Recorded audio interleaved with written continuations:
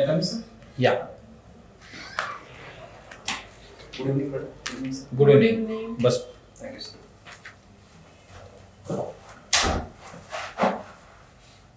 कुठून आलात बरं तुम्ही? सर माझं मूळ गाव बसरी आहे, जे की सांगली जिल्ह्यातील जत तालुक्यामध्ये आहे. सध्या सर मी सेक्शन ऑफिसर म्हणून सर कार्यरत आहे, प्रोबेशनरी सेक्शन ऑफिसर म्हणून. तर मी सध्या नागपुरातून आलो सर. वनामतीमध्ये माझं ट्रेनिंग चालू आहे सर.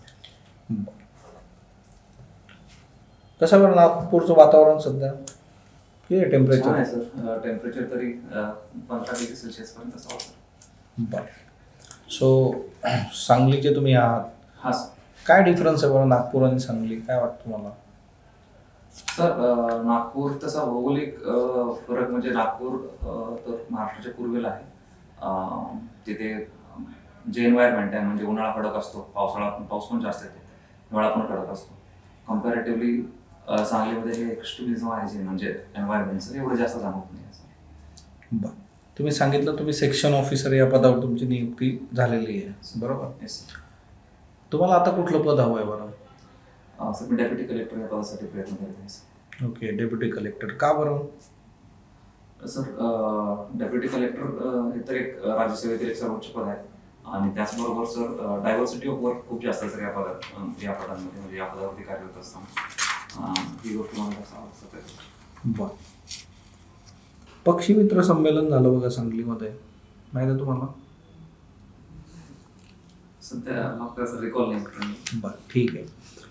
तुमचं जे गाव आहे बघा बसरगी सर, या गावाची ग्रामपंचायत जी आहे, तुम्ही कधी व्हिजिट केली आहे का ग्रामपंचायत? हो सर. ग्रामसभेला कधी तुम्ही उपस्थित राहिला आहे का गावातल्या? Yes sir. बरं. कोण आहे सरपंच तुमच्या गावामध्ये सध्या? सर गावचे सरपंच श्री शिवापत अंशी म्हणून आहेत सर. बरं. महिला सरपंच लाभलाय गावाला कधी? Yes sir. त्या पूर्वीची टर्म मध्ये ती महिला सरपंच होती. बरं. पूर्वीच्या टर्ममध्ये महिलांसाठी आरक्षित होतं का बरं ते पद? हो सर. आरक्षित नसेल तर महिला सरपंच होण्याचे किती चान्सेस आहेत बरं? कमी आहेत सर. कमी आहेत. येस. आपण लोकसभेमध्ये विधानसभेमध्ये महिलांना आता आरक्षण दिलेलं आहे. येस. काय वाटतं बरं तुम्हाला? चांगलं पाऊल आहे सर. म्हणजे रिप्रेझेंटेशन वाढायला पाहिजे. जसं की आपण स्थानिक स्वराज्य संस्थेमध्ये ऑलरेडी तशी प्रोव्हिजन केली होती, पण विधानसभा आणि लोकसभेमध्ये तसे प्रोव्हिजन. तर चांगली गोष्ट आहे. महिलांचा सहभाग वाढला तर एक महिला सक्षमीकरण असं मोठं पाऊल आहे असं मला वाटतं सर. काय असतं बरं महिला सक्षमीकरण म्हणजे नेमकं काय? सर सगळ्यात महत्त्वाचं आहे की त्यांना सामाजिक, आर्थिक आणि राजकीय क्षेत्रात जे स्वातंत्र्य आहे, डिसिजन घेण्यासंदर्भात असेल किंवा निर्णय प्रक्रियेमध्ये त्यांचं जे इक्वली महत्त्व आहे ते मेन्शन होतं सर याच्यामध्ये. तुमच्या कुटुंबामध्ये कोण कोण आहे बरं? सर माझ्या कुटुंबामध्ये घरी आई आहे, आणखीन पत्नी आहे सर, आणि माझी छोटी कन्या आहे सर 4 वर्षाची. बरं. तुम्ही आजचा पेपर वाचलाय? Yes sir. आजच्या पेपरमध्ये जे आहे की सर्वोच्च न्यायालयाच्या महिला न्यायाधीश नागरत्न मॅडम ज्या आहेत त्यांनी एक स्टेटमेंट केलेलं आहे की लग्नानंतर मुलगा राहत नाही, पण लग्न झालं तरी मुलगी या आयुष्यावर मुलगीच राहते. सर काय वाटतं बरं तुम्हाला याच्यावरून? सर याच्यामध्ये मला असं वाटतं की मुलगी आहे ती आपल्या आई वडिलांना सोडून दुसऱ्या एका घरी आली असते, तर त्याच्यामुळं तो एक तिच्या मनामध्ये अशी भावना असते की आपले म्हणजे आई वडील आपण दुसऱ्या घरी आलो होतो, आणखी आपले आई वडील आपल्यापासून लांब आहेत किंवा ती जी तेवढ्या वर्षाची काय अटॅचमेंट राहिलेली असते ती शेवटपर्यंत म्हणजे शेवटपर्यंत असते, पण ते डिस्टन्समुळं असं वाटतं की ते अजून जास्त स्ट्रॉंग होते. बरं. तुम्ही इलेक्ट्रॉनिक्स इंजिनिअरिंग केलेलं आहे. Yes sir. तुम्ही BE पण केलेलं आहे 2014 मध्ये. येस. मग तुम्ही सिव्हिल सर्व्हिसकडे का वळलात बरं, किंवा गव्हर्नमेंट जॉबकडे का वळलात? तेवढं चांगलं शिक्षण आहे तुमचं. सर मी सुरुवातीला म्हणजे नोकरी गरजेची होती सर, त्याच्यामुळे मी सुरुवातीला लेक्चर म्हणून काम केलं इंजिनिअरिंग कॉलेजवरती. तिथे शिकवत असताना सर खाजगी शिक्षण संस्थेमध्ये शिकवत होतो सर मी. पगारही बऱ्यापैकी चांगला होता, पण खाजगी शिक्षण संस्थेमध्ये सॅलरीचे इश्यूज पाहिला सर नंतर, म्हणजे वेळेवर सॅलरी नाही मिळणे, पूर्ण सॅलरी नाही मिळणे. त्याच्यामुळे असं वाटलं की आपण फील्ड चेंज करायला पाहिजे, म्हणून मी परीक्षा दिली sir BSNL Maharashtra coaching. BSNL मध्ये निवड झाली आणि तिकडे मी जॉईन केलं sir.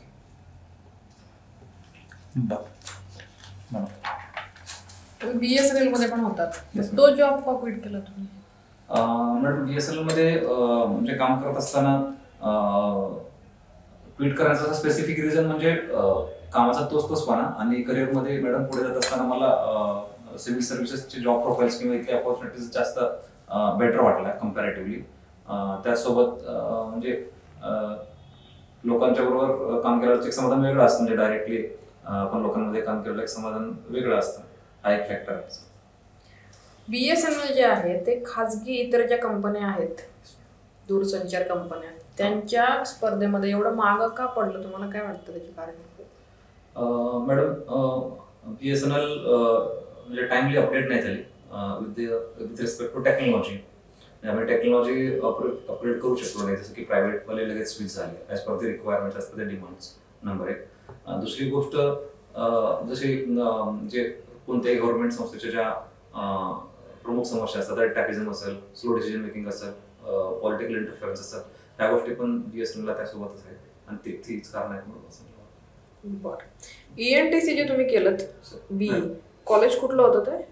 Doctor JJ Magdum college of engineering, Jaysingpur, Kolhapur जिल्हा. जयसिंगपूरचं होतं. ENTC तुम्ही चूज केलं होतं की मिळालं होतं म्हणून घेतलं होतं? ENTC चूज केलं होतं मॅडम. चूज केलं होतं तुम्ही? बरं. आता रिसेंटली आपल्या इस्रोने बऱ्याचशा मोहिमा राबवल्या गेल्या वर्षभराचा आपण जर विचार केला, त्यातलं चांद्रयान 3 एक महत्वाची आपली मोहीम होती. त्याच्याविषयी काय काय माहिती आहे तुम्हाला चांद्रयान 3 विषयी? चंद्रयान 3 मॅडम इस्रोने राबवलेला एक मोठा महत्वाकांक्षी प्रकल्प होता.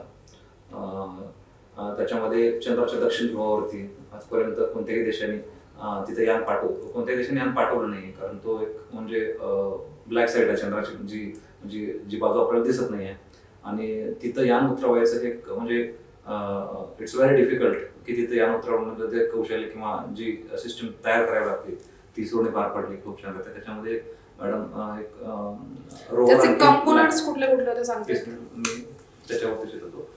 त्याचे मेन म्हणजे आहे की लँडर रोवर हे 2 कंपोनेंट्स आहेत. तर त्यांचे काही स्पेसिफिक नाव दिले होते का आपण? Yes madam. Vikram lander and Pragyan rover. Yes ma'am, thank you. Pragyan rover अशी त्यांची नाव होती मॅडम. आणि चांद्रयान 2 आणि चांद्रयान 3 याच्यामध्ये काय डिफरन्स होता? मेजर डिफरन्स तर मॅडम चंद्रयान 2 तरी म्हणजे अनसक्सेसफुल फ्लाइट अटेम्प्ट होता, तो 3 तर म्हणजे आपण सक्सेसफुली तो. त्यातले काही कंपोनेंट्स आपण परत रियूज केले का असं काही? हेच 2 मॅडम कंपोनेंट्स होते चंद्रयान 2 मध्ये पण. प्रज्ञान रोवर आणखी याचे तुम्हाला रिसेंट अपडेट्स माहिती आहेत का चांद्रयान 3 चे, की सध्या कुठे आहे चांद्रयान 3? मॅडम जसं की चंद्रावरती 14 दिवस म्हणजे एक रात्र आणि एक दिवस 14-15 दिवसाची असते. त्याच्यानुसार तेवढ्या पिरियडसाठी यान जे ते ऍक्टिव्ह होतं. त्याच्यानंतर त्याला जो सूर्यप्रकाश लावतो सगळ्या ते सोलार सिस्टमवरती तिथले जे इक्विपमेंट्स रन होते तिथून जे इनॅक्टिव्ह झाले ते फक्त ऍक्टिव्ह झाले नाहीत मॅडम. जेवढा टार्गेट टाइम होता इस्रोचा. तुम्ही पेपर वाचता, न्यूजपेपर? Yes ma'am. कुठला वाचता? सकाळ लोकसत्ता. याच्याविषयी तुम्ही काही वाचलं नाही? डिसेंबर महिन्यात त्याचे अपडेट्स आले होते. मॅडम वाचलं असेल पण एक्झॅक्टली तर रिकॉल नव्हते मला. बरं. छत्रपती शिवाजी महाराजांचं जे प्रशासन होतं ते आणि आता सध्या जे आपण प्रशासन बघतो आपल्या इथे जे आहे ते, याच्याकडे तुम्ही कसं बघता? काही सिमिलॅरिटीज वाटतात, काही डिफरन्सेस वाटतात? बेटर कुठलं वाटतं? मॅडम ऍक्च्युली तेव्हाच्या काळानुसार त्यावेळेची जी प्रशासन व्यवस्था होती महाराजांची ती योग्य होती. म्हणजे असं एक होतं की महाराजांचा शब्द अंतिम असायचा आणि अष्टप्रधान मंडळ असेल म्हणजे त्यांच्या मदतीनं पूर्ण राज्यकारभार व्हायचा. आता सध्या आहे मॅडम लोकशाही, त्याच्यामध्ये प्रत्येकाला म्हणजे लोकशाहीने दिलेले अधिकार आहेत. त्याच्यानुसार जसं की राजा बोले प्रजा चाले असं एवढं जास्त होत नाही. प्रत्येकाला राज्यघटनेने दिलेले अधिकार आहेत. त्याच्यानुसार प्रत्येक व्यक्ती पाहिजे त्याचा व्यक्त होतो, पाहिजे ते करतो, अशा गोष्टी असं मला जाणवतं. बरं. तुमचा पहिला प्रेफरन्स डेप्युटी कलेक्टर आहे. डेप्युटी कलेक्टर झाल्यावर तुम्ही महिलांसाठी काय काय करू इच्छिता? काही स्पेसिफिक तुम्ही गोष्टी ठरवल्या असतील, पहिल्या 3 सांगू शकता? मॅडम सर्वात महत्वाचं आहे की जे अवेअरनेस आहे रिगार्डिंग दी वुमन एम्पॉवरमेंटसाठी, त्यांच्यासाठी जे आपण काही योजना असतील त्याचा अवेअरनेस खूप जास्त गरजेचं आहे, स्पेसिफिकली रुरल एरियाजमध्ये. तो अवेअरनेस कॅम्पेन अजून चांगल्या पद्धतीने कसं राबवता येईल तो मॅडम मी प्रयत्न सगळ्यात पहिल्यांदा करेल. अजून काही? अजून दुसरे आहे मॅडम, जसं की पोलीस प्रशासनाच्या मदतीनं जसं की दामिनी पथक वगैरे आहे, कारण महिला अत्याचार वाढत आहे, त्याच्यामुळं अशा पथकाचं सक्षमीकरण करून अजून जास्त म्हणजे ते आजकाल आपण बघतो की एवढं जास्त एक्झिक्यूट नाही होत आहेत, तर त्याचं एक्झिक्युशन प्रॉपरली. समजा ते तर ऑलरेडीच आहे, एक्झिस्टिंग सिस्टीम आहेच ऑलरेडी, तुम्ही असं काही इनोव्हेटिव्ह सुचवू इच्छिता?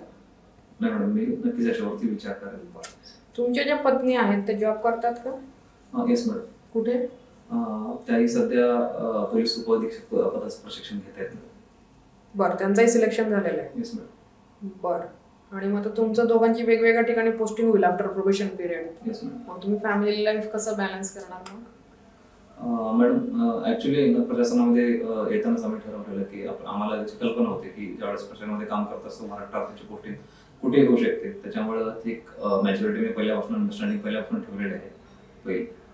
दुसरी गोष्ट मॅडम की ज्यावेळेस म्हणजे ज्यावेळेस पण असा विचार येतो की फॅमिली सेपरेट आहे, तर मी आपल्या देशाचे जवान आहेत ते तर वर्षानुवर्षे म्हणजे आपल्या फॅमिली सोडून दुसरीकडे राहत असतात, मी त्यांचा विचार करतो, त्यांच्या बदल्यात तर माझं सॅक्रिफिकेशन किंवा हे काहीच नाही समजतं, त्याच्यामुळे मला एवढं जास्त. तुमची मुलगी कोणाकडे राहील? कुठेही म्हणजे कन्व्हिनियन्स तिच्यानुसार, म्हणजे स्कूल्स कॉलेजेस जिथं चांगलं तिच्या दृष्टिकोनातून असेल तर ती तिच्याकडे किंवा माझ्याकडे दोघांच्या पण कुठे राहील. बरं, तुम्हाला काही हॉबी आहेत का बरं? येस सर, मला गाणी म्हणायला आवडतात, सोबत मी कॉमेडी शोज पाहतो टीव्हीवरती, ज्यावेळेस वेळ मिळेल त्यावेळेस मीम्स पाहणे, रील्स मीम्स वगैरे. ओके, गाणी म्हणायला आवडतात तुम्हाला?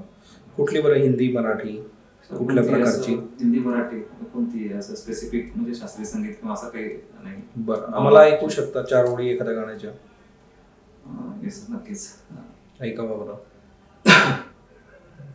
वेदा नाही कळला, वेदा नाही कळला, अंत पार याचा कानडा, राजा पंढरीचा कानडा, राजा पंढरीचा. छान म्हणता की गाणं तुम्ही. बर, आता तुमच्या पत्नी ज्या आहेत तर त्या पोलीस डिपार्टमेंटशी संबंधित ज्या आहेत तर ते ट्रेनिंग घेत आहे, तुम्ही DYSP या पदाचा विचार नाही केला का बरं? सर ऍक्च्युली DYSP पद हे पण खूप छान पद आहे सर प्रशासनातलं. म्हणजे विकास प्रशासनासाठी कायदा सुव्यवस्था ही खूप जास्त महत्वाची आहे. रादर विकास प्रशासन च्या आधी कायदा सुव्यवस्था असणं खूप जास्त महत्वाचं आहे. पण सर माझी वैयक्तिक आवड किंवा माझे स्किल सेट्स किंवा जे डायव्हर्सिटी ऑफ वर्क ही गोष्ट आहे ती मला खूप भावते सर, जी मला महसूल प्रशासन मिळण्याची शक्यता आहे. त्यामुळे माझा पसंती क्रमांक पहिला आहे. चालेल, येऊ शकता तुम्ही. Best of luck. Thank you sir.